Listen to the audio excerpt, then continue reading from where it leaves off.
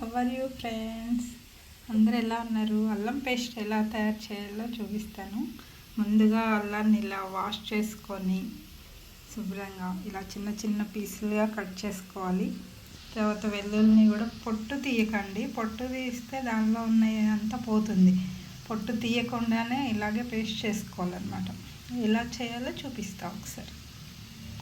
Mixie జార్లో ఇవన్నీ వేసేసుకొని అల్లం, వెల్లుల్లి, అస్సలు వాటర్ పోయొద్దండి, కొంచెం సాల్ట్ వేసుకొని ఫైన్ పేస్ట్ లాగా చేసుకోవాలన్నమాట. చూపిస్తా ఎలా చేయాలో. దీనిలో ఒక spoon 1 or 2 table spoons salt వేసుకోండి. మిక్సీ వేద్దాం అన్నమాట.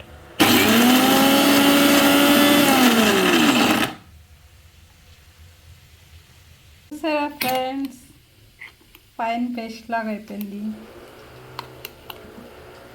అప్పటికప్పుడు చేసుకునే పని లేకుండా మనకి ఇలా రెడీగా చేసి పెట్టుకున్నాం అనుకోండి, 1 month వరకు ఇది ఫ్రెష్గా ఉంటుందన్నమాట.